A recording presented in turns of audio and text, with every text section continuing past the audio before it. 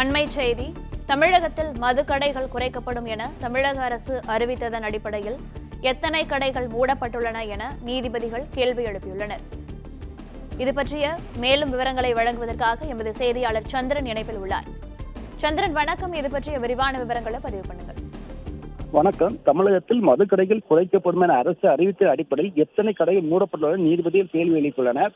போதை மறுவாழ்வு மையங்களில் எத்தனை பேர் சிகிச்சை பெற்று வருகின்றனர், எத்தனை பேர் குணமடைந்துள்ளனர் நீதிபதிகள் கேள்வி எழுப்பினர். முழு விவரங்களுடன் நிலை அறிக்கை தாக்கல் செய்ய உயர்ந்த மதுரை அமர்வு கூறியுள்ளது. மதுரை கைத்தறி நகரை சேர்ந்த மேகலா இந்த மதுரை அமர்வு பொதுநல வழக்கு தாக்கல் செய்தார். அதில் மதுரை கைத்தறி நகரில் பல்லாயிரக்கணக்கான நெசவாளர்கள் வசித்து வருகின்றோம். மதுரை கீழக்குயில்குடியில் செயல்பட்டு வந்த டாஸ்மாக் மதுபான கடையை மாற்றி எங்கள் பள்ளி திறப்பான ஏற்பாடு நடைபெற்று வருகிறது. இந்த கடை திறக்கப்பட்டால் இடத்துக்கு மிக அருகாமையில் அரசு பள்ளி வழிபாட்டு தலங்கள் உள்ளன. எனவே இந்த மதுக்கடை திறப்பு சட்ட விதியை தடை விதிக்கும் என கூறியிருந்தார்.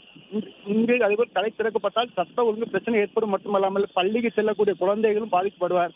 எனவே இந்த கடை திறக்க தடை விதிக்கும் என கூறினார். இந்த வழக்கை ஏற்கனவே விசாரணைக்கு வந்த பொழுது இந்த பகுதியில் கடை திறக்க தடை விதித்த நீதிபதிகள் தமிழகத்தில் போதை மறுவாழ்வு மையங்களின் செயல்பாடு குறித்து அறிக்கை தாக்கல் செய்ய உத்தரவிட்டிருந்தனர்.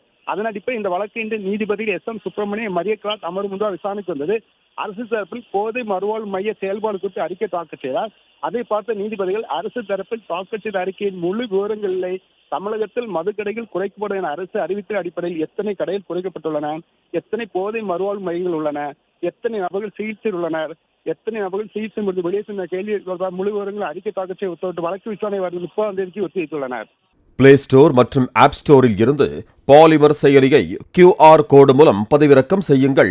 செய்திகளை உடனுக்குடன் பெறுங்கள்.